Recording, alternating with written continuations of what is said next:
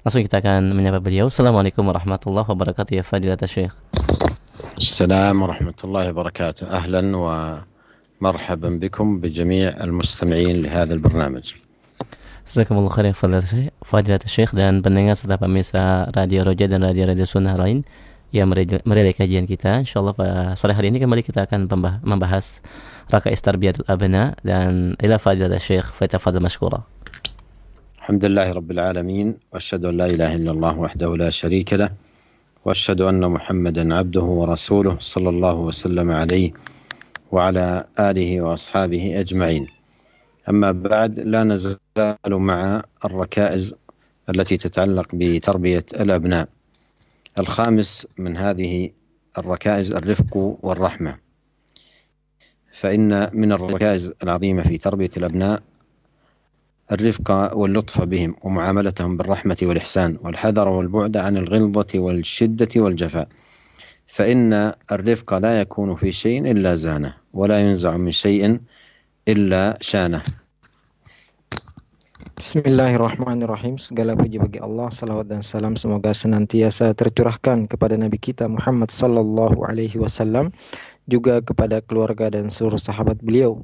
Para pemirsa dan pendengar Roja yang semoga dirahmati oleh Allah Subhanahu wa taala, kita lanjutkan kajian kita pada kitab Raka'is fi Tarbiyatil Abna, pokok-pokok penting dalam pendidikan anak.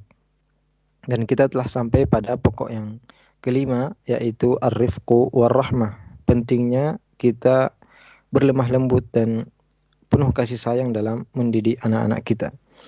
Dan di antara pokok-pokok penting dalam pendidikan anak, yaitu kita selalu mendidik mereka dengan penuh kasih sayang, penuh kelemah lembutan, bermuamalah, bergaul dengan mereka dengan penuh kasih sayang, penuh kebaikan, dan menjauhi dari sifat kasar, sifat keras, sifat cuek.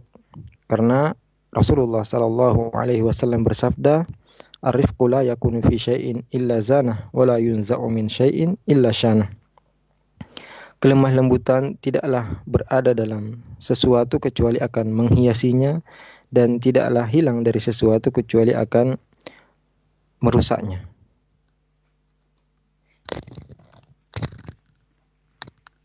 وهذه الرحمة والرفق يجب أن تبدأ مع الأولاد منذ صغرهم ونعومة أظفارهم وتمضي وتستمر معهم، فإنها سبب لقرب الأبناء من آبائهم ومحبتهم لهم.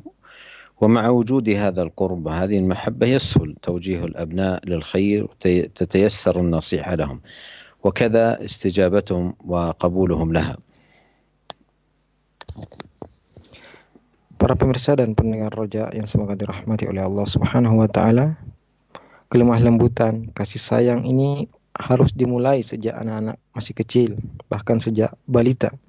Dan kelembutan dan kasih sayang terus-menerus dilakukan kepada mereka, karena hal itu akan menjadi sebab dekatnya anak-anak kepada orang tua mereka dan sebab mereka cinta kepada orang tua mereka.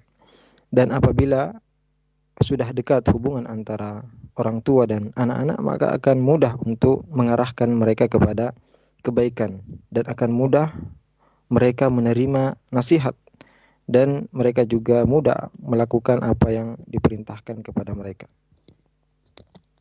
وقد تكاثرت النصوص من سنة النبي صلى الله عليه وسلم ببيان هذه الركيزة، فقد جاء عن أبي هريرة رضي الله عنه أن النبي صلى الله عليه وسلم قبل الحسن بن علي رضي الله عنه والأقرع بن حابس جالس عنده، فقال إن لي 10 من الولد ما قبلت منهم أحدا، فنظر إليه رسول الله صلى الله عليه وسلم وقال من لا يرحم لا يرحم.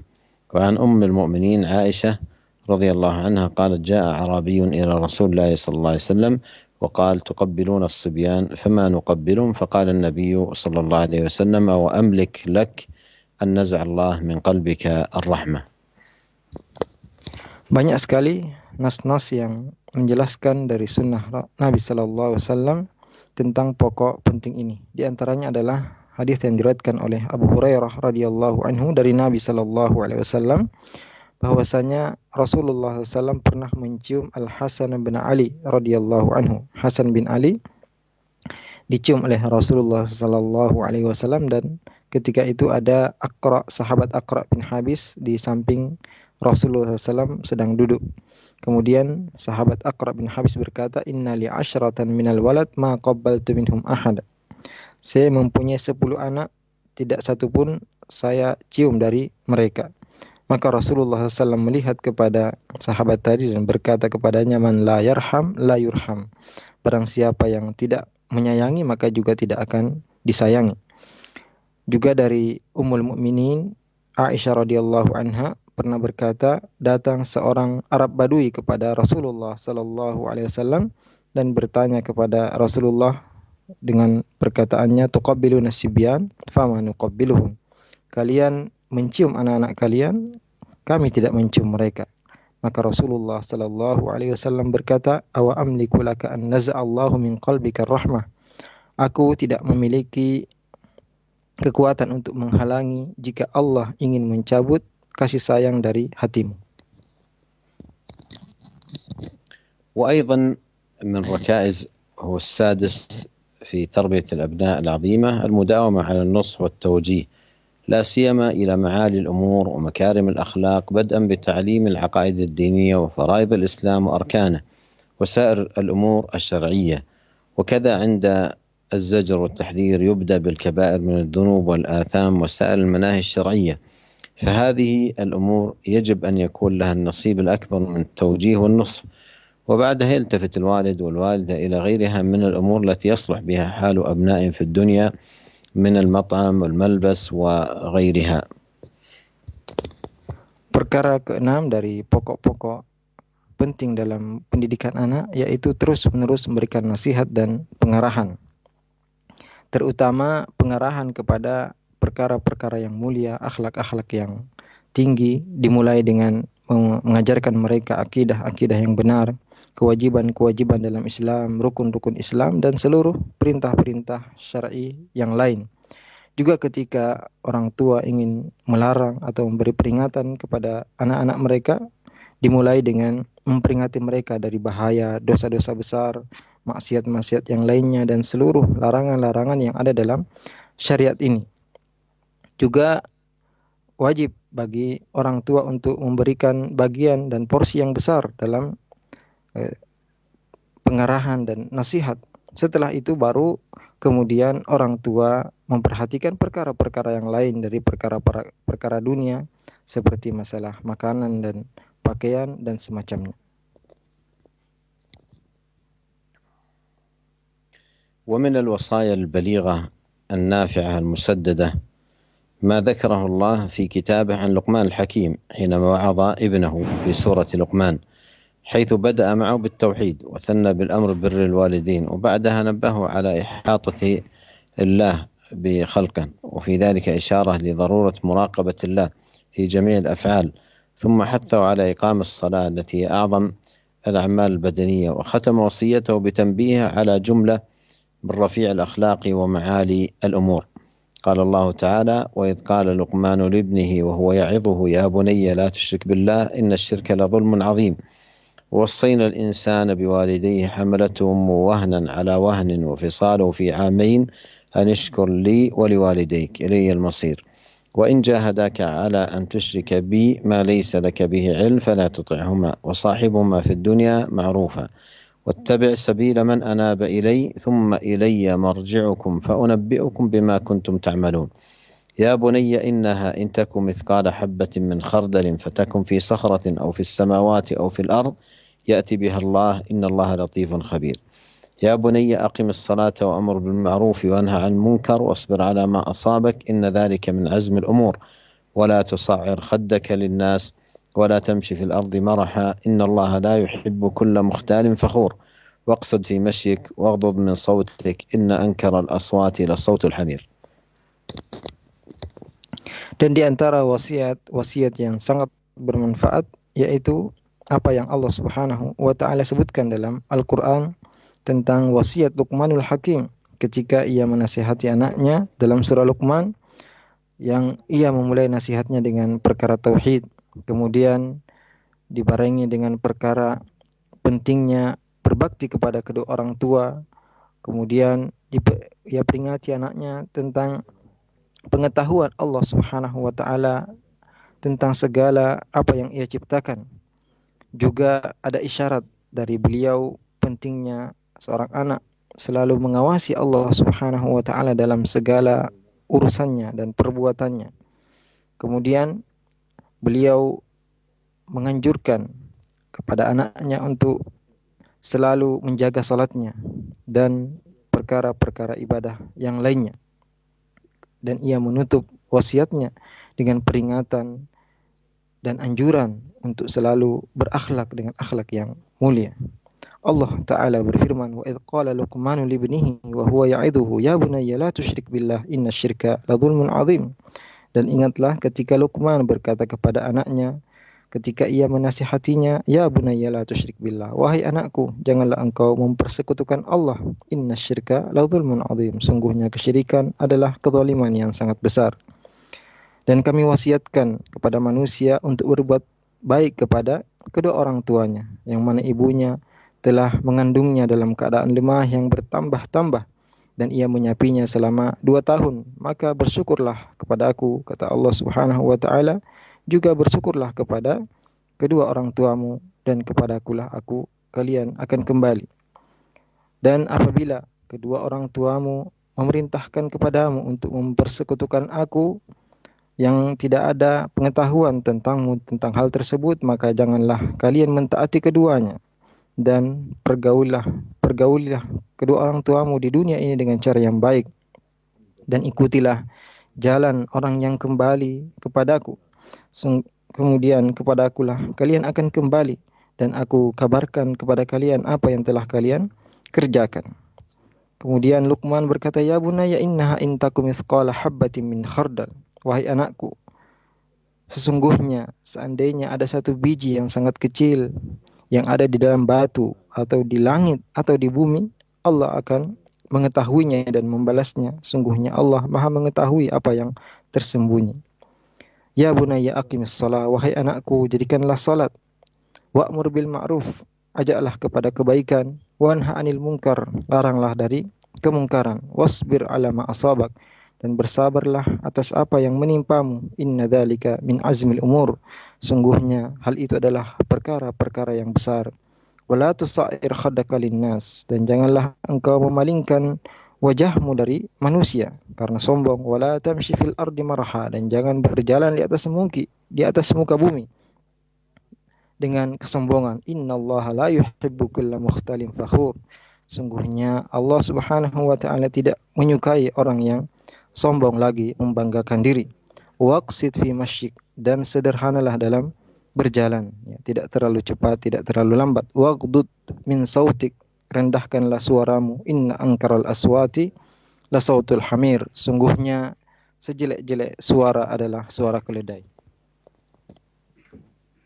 وقد انتهج هذا المسلك الأنبياء والصالحون كما مر في الوصية السابقة، وذكر الله عن نبيه إبراهيم ويعقوب عليهما السلام، فقال ووصى بها إبراهيم بنيه ويعقوب يا بني إن الله اصطفى لكم الدين فلا تموتن إلا وأنتم مسلمون.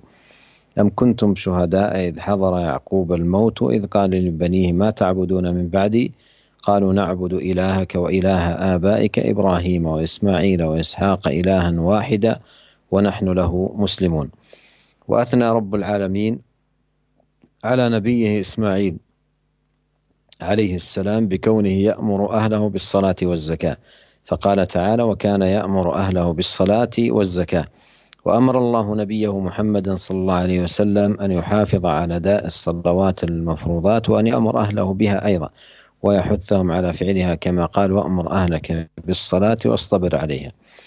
ويدخل في توجيه الأبناء ونصحهم أيضا أن يجنب الوالد أبناءه من كل ما يفسد أخلاقهم ودينهم، مثل سماع الأغاني والقنوات الضارة والآلات المحرمة، وكذلك يحذر من الذهاب بأبنائه لأماكن اللهو المحرم. Para pemirsa dan pendengar Raja yang semoga dirahmati oleh Allah Subhanahu wa ta'ala, para anbiya, para nabi, dan orang-orang saleh terdahulu telah melaksanakan apa yang disebutkan Allah Subhanahu wa ta'ala dalam wasiat yang kita bacakan tadi. Allah Subhanahu wa taala menyebutkan tentang Nabi Ibrahim dan Nabi Yaqub alaihi wassalam dengan firman-Nya, "Wassa biha Ibrahim banihi wa Yaqubu ya baniya innallaha astafa lakumuddina fala tamutunna illa wa antum muslimun." Dan Nabi Ibrahim mewasiatkan hal tersebut kepada anak-anaknya. Juga Nabi Yaqub berkata kepada anak-anaknya, "Ya baniya innallaha astafa lakumuddin fala tamutunna illa wa antum muslimun." Wahai anak-anakku, sungguhnya Allah Azza wa Jalla telah memilih untuk kalian agama ini, maka janganlah kalian mati kecuali berada dalam keadaan Islam. Am kuntum syuhada idh hadara Yaqub al-maut idh qala li banihi ma ta'buduna min ba'di. Apakah kalian diri ketika datang sakaratul maut kepada Nabi Yaqub dan ia berkata kepada anak-anaknya, ma ta'buduna min ba'di, apa yang akan kalian sembah setelahku? Qalu na'budu ilahaka wa ilaha abaika Ibrahim wa Ismail wa Ishaq ilaha wahida wa nahnu lahu muslimun. Anak-anak Nabi Yaqub berkata, kami akan menyembah ilahmu dan ilah bapak-bapakmu, yaitu bapak Nabi, yaitu Ibrahim, Nabi Ismail, Nabi Ishaq, yaitu ilah yang satu dan kami semua berserah diri kepadanya. Juga Allah Azza wa Jalla memuji Nabi Ismail alaihissalam karena ia selalu menyuruh keluarganya untuk melakukan salat dan menunaikan zakat. Allah Ta'ala berfirman, wa kana ya'muru ahlahu bis salati waz zakah. Dahulu Nabi Ismail selalu menyuruh keluarganya untuk mendirikan salat dan menunaikan zakat. Juga Allah Azza wa Jalla memerintahkan kepada Nabi kita Muhammad sallallahu alaihi wasallam untuk menjaga salat-salat yang diwajibkan. Juga menyuruh kepadanya untuk memerintahkan keluarganya melaksanakan hal tersebut dan menganjurkan mereka untuk selalu terus melakukannya. Allah Ta'ala berfirman, wa'mur ahlaka bis salati wastabir 'alaiha, dan serulah keluargamu untuk salat dan bersabarlah pada hal tersebut.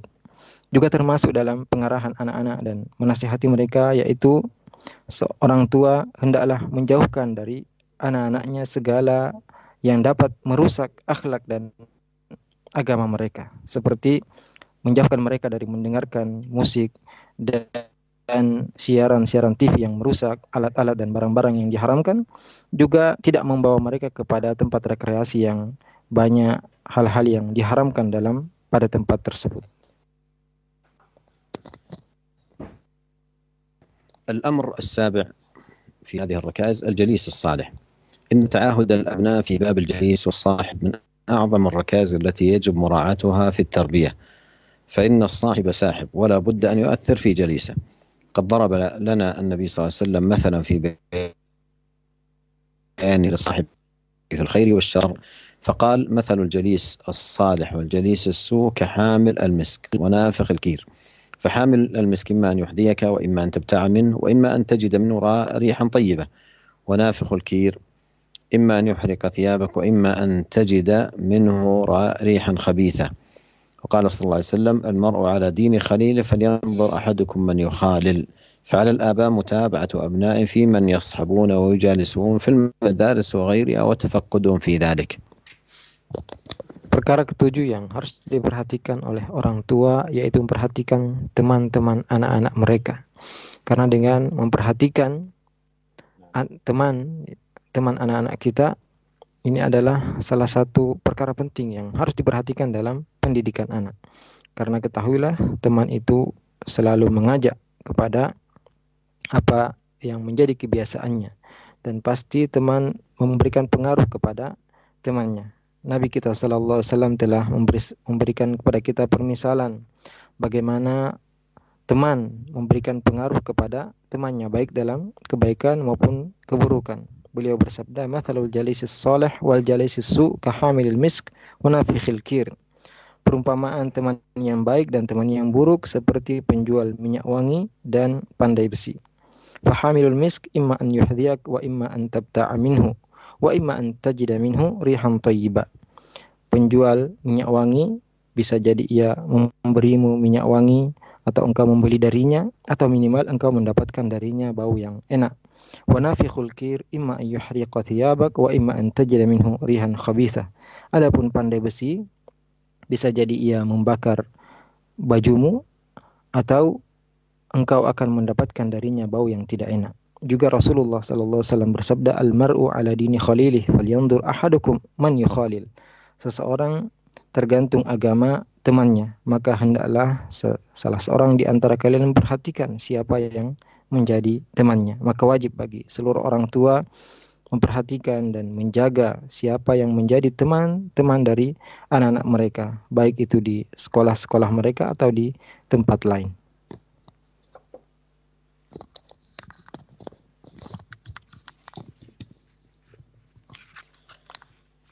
وقد استجد في زماننا نوع من الأصحاب والجلساء في هذا الزمان لم يكن له وجود في زمان سابق، وهو لا يقل في تأثيره على صاحبه عن سابقه، ألا وهو القنوات الفضائية ومواقع الإنترنت ووسائل التواصل الاجتماعي عبر الأجهزة المحمولة ونحوها، والتي يحملها الأبناء في أيديهم أينما كانوا في بيوتهم وأثناء خروجهم.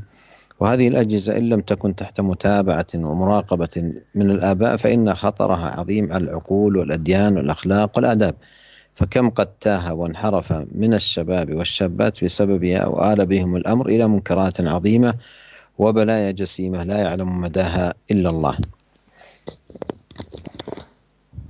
Para pemirsa dan pendengar Raja, semoga dirahmati oleh Allah Subhanahu wa taala. Dan di zaman kita ini muncul teman-teman yang dahulu tidak ada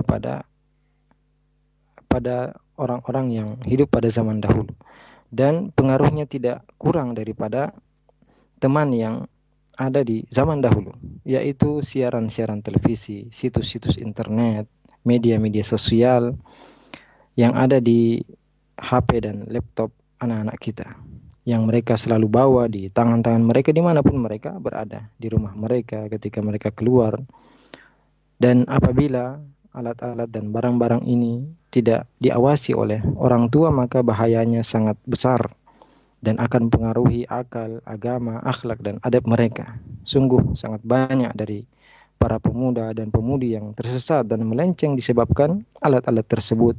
Bahkan mereka telah melakukan kemungkaran-kemungkaran yang besar dan masalah-masalah yang besar yang tidak ada yang dapat mengetahuinya kecuali Allah Azza wa Jalla.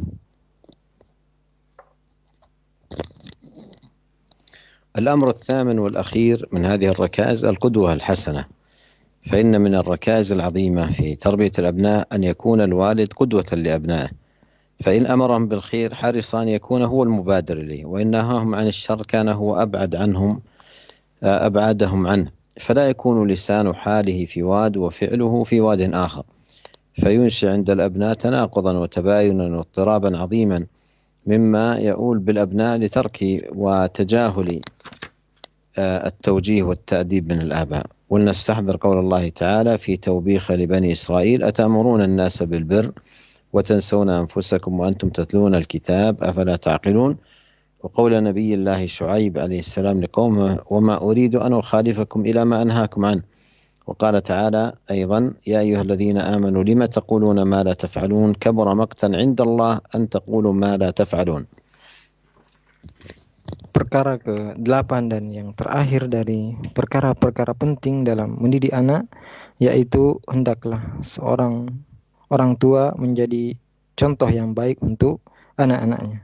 Jika ia memerintahkan mereka kepada kebaikan, hendaklah dia menjadi orang yang pertama yang melaksanakan kebaikan tersebut. Dan jika ia melarang mereka dari suatu keburukan, maka hendaklah dia menjadi orang yang paling jauh dari keburukan tadi. Jangan sampai ucapannya berbeda sangat jauh daripada apa yang ia kerjakan, karena hal itu akan menyebabkan anak-anak melihat kontradiksi dan menjadi goncang mereka jika mereka melihat orang tuanya tidak melakukan apa yang ia perintahkan, dan hal itu juga akan menyebabkan anak-anak menjauhi nasihat dan peringatan orang tua mereka. Mari kita hadirkan firman Allah Subhanahu wa taala ketika Allah mencela Bani Israel, "Ata'muruna an-nasa bil birri wa tansawna anfusakum wa antum tatluna al-kitaba afala ta'qilun." Apakah engkau menyuruh manusia untuk melakukan kebaikan dan kalian sendiri melupakan diri kalian dan kalian membaca Alkitab? Apakah kalian tidak berakal? Juga perkataan Nabi Allah Syuaib alaihissalam kepada kaumnya, wa ma uridu an ukhalifakum ila ma anhakum an, dan aku tidak ingin menyelisihi apa yang aku larang kalian darinya. Juga Allah Ta'ala berfirman, ya ayyuhalladzina amanu lima taquluna ma la taf'alun. Wahai orang-orang beriman, mengapa kalian mengatakan apa yang kalian tidak kerjakan? Kabura maqtan indallahi an taqulu ma la taf'alun. Sungguh besar kemurkaan Allah kepada orang yang mengatakan sesuatu yang mereka tidak kerjakan. وقد ذكر العلماء أن الاقتداء بلسان الحال أبلغ من الاقتداء بلسان المقال. Dan para ulama telah menyebutkan bahwasanya memberi qudwah dengan perbuatan lebih kuat pengaruhnya daripada memberi peringatan dengan ucapan. أيها الأخوة المستمعون الكرام، هذه جملة يسيرة من الركائز التي تعين في تربية الأولاد وتأديبهم وتهذيبهم. وليعلم المسلم أنه باعتنائه بهذه الركائز وتطبيقها فإنه سيكون أول من يجني ثمار هذه التربية في حياته وبعد مماته. أما في حياته فسيكون ابنه صالحا بارا به محافظا على حقوقه متجنبا عقوقه، لأن الإسلام الذي رباه الوالد عليه يأمره بذلك ويحثه عليه. وأما بعد مماته فإنه سيجتهد ابنه بالدعاء له، قد قال صلى الله عليه وسلم إذا مات ابن آدم انقطع عمله إلا من ثلاث: صدقة جارية وعلم ينتفع به وولد صالح يدعو له. Inilah beberapa poin-poin penting yang membantu orang tua dalam mendidik anak-anak mereka. Dan hendaklah seorang muslim selalu memperhatikan poin-poin yang telah kita sebutkan dan berusaha mengamalkannya. Karena siapa yang mengamalkan poin-poin yang telah kita sebutkan, ia sendiri yang akan mendapatkan dan memetik buah dari pendidikan ini, baik ketika dia masih hidup maupun ketika ia telah meninggal. Adapun ketika ia masih hidup, maka anak-anaknya akan menjadi anak yang soleh, anak yang berbakti kepadanya, anak-anak yang selalu menjaga hak-hak orang tuanya dan menjauhi dari mendurhakainya. Karena sungguhnya agama Islam telah mendidik mereka dan menyuruh mereka untuk melakukan hal-hal tersebut. Adapun setelah orang tua mati, maka anaknya akan selalu berusaha mendoakan kebaikan untuknya. Dan Nabi SAW telah bersabda, "Idza mata ibnu Adam inqata 'amaluhu illa min thalath." Jika anak Adam telah meninggal, maka akan terputus amalannya kecuali 3 perkara: sedekah jariyah, aw ilmi yuntafa'u bih, aw waladin shalihin yad'u lah. Yaitu jika ia meninggalkan sedekah yang mengalir pahalanya, ilmu yang bermanfaat, dan anak saleh yang mendoakannya. هذا ويجب التنبيه أن هذه المسألة وهي تربية الأبناء مسألة كبيرة وعظيمة، يجب على كل أب أن يوليها عناية بالغة، فإن عامة فساد الأبناء سببه إهمال الآباء وتفريطهم. قال ابن القيم رحمه الله: فمن أهمل تعليم ولده ما ينفعه وتركه سدى فقد أساء إليه غاية الإساءة. وأكثر الأولاد إنما جاء فسادهم من قبل الآباء وإهمالهم لهم وترك تعليم فرائض الدين وسننه. Dan perlu menjadi catatan bagi kita semua bahwasanya permasalahan atau masalah pendidikan anak ini adalah masalah yang besar, perkara yang penting, yang wajib bagi setiap orang tua untuk memperhatikannya dengan memberikan perhatian yang sangat besar. Karena kebanyakan sebab rusaknya anak-anak disebabkan kelalaian orang tua yang tidak mendidik mereka. Berkata Ibnu Qayyim rahimahullah, "Faman ahmala ta'lima waladihi ma yanfa'uhu." Dan barang siapa yang melalaikan pendidikan anak, barang siapa yang melalaikan pendidikan hal yang bermanfaat kepada anak-anak mereka dan membiarkan mereka begitu saja, faqad asa ilaihi ghayatul isa'a, berarti dia telah melakukan keburukan yang sangat besar kepada mereka. Karena kebanyakan rusaknya anak-anak disebabkan kelalaian dari orang-orang tua mereka, dan disebabkan mereka tidak mengajarkan mereka kewajiban dan sunnah-sunnah dalam agama ini. وهنا مسألة مهمة ينبغي على الوالد استحضارها نختم بها، وهي أنه مع عنايته بهذه الأسباب والركائز العظيمة في تربيته لأولاده عليه أن يفوض أمره إلى الله متوكلا عليه، ولا يتعلق قلبه بهذه الأسباب، بل يفوض أمره إلى الله ويتوكل عليه وحده في إصلاح أولاده وحفظ بما يحفظ به عباده الصالحين. قال الشيخ ابن عثيمين رحمه الله: فلا أظن أن أحدا اتقى الله في أولاده وسلك سبيل الشريعة في توجيههم إلا أن الله سبحانه وتعالى يهدي أولاده.